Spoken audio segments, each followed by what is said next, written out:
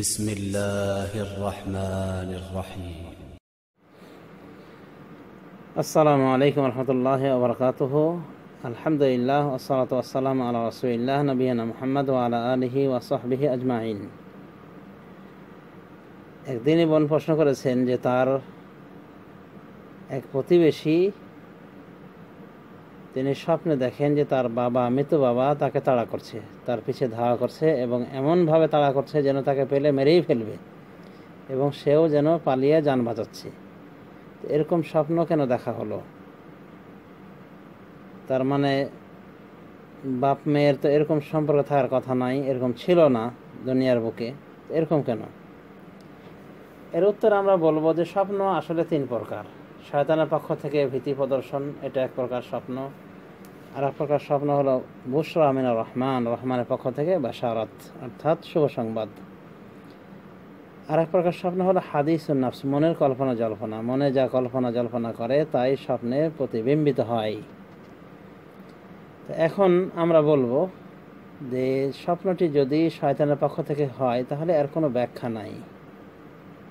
যেমন ব্যাখ্যা থাকে না কল্পনা জল্পনা স্বপ্নের, মনের কল্পনা জল্পনার যে স্বপ্নটা দেখা হয় এটার কোনো ব্যাখ্যা নেই। ব্যাখ্যা শুধুমাত্র যা রহমানের পক্ষ থেকে হয়ে থাকে। তো এটা শয়তানের পক্ষ থেকে হলে ব্যাখ্যার প্রয়োজন নেই, শয়তান দেখিয়েছে এই উল্টাপাল্টা স্বপ্ন। আর যদি রহমানের পক্ষ থেকে হয় তাহলে এমন হতে পারে যে মেয়ের ভিতরে কিছু গুণ রয়েছে যা বাবা পছন্দ করেনি, অশরীয়তে হওয়ার কারণে, অর্থাৎ কিছু ইসলাম বিরোধী কাজ রয়েছে, হয়তো সুন্নাহ বিরোধী বা ইবাদতের ক্ষেত্রে শিথিলতা রয়েছে, নামাজ রোজা ইত্যাদির ক্ষেত্রে, তাই হয়তো বাবা তার উপরে নারাজ। এক কথা শরিয়া বিরোধী যে কোনো কার্যকলাপ তার নিকটে থাকতে পারে যার ফলে বাবা নারাজ। শরিয়া বিরোধী কার্যকলাপ যেমন বেপরদা, নামাজে ঢিলাম ইত্যাদি, যা একটু আগেও ইঙ্গিত দিয়েছি, তো এটা হতে পারে। আল্লাহ তাআলা আলাম। এক কথায় স্বপ্ন নিয়ে বেশি মাথা ঘামানোর প্রয়োজন নেই। স্বপ্ন তিন প্রকার, যে কোনো এক প্রকারে পড়তে পারে।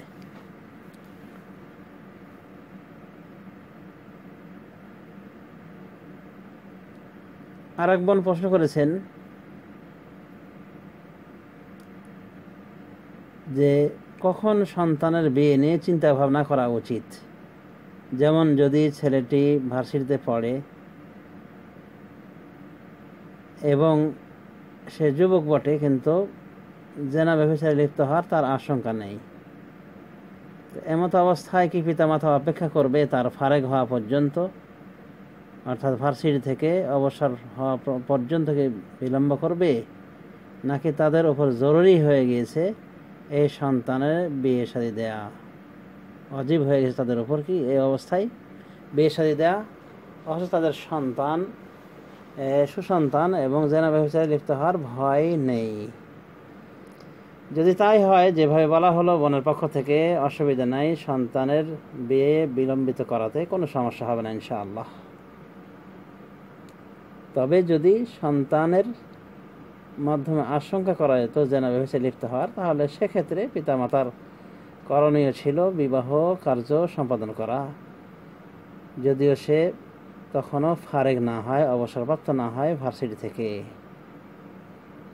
তা আশা করা যায় অসুবিধা নেই।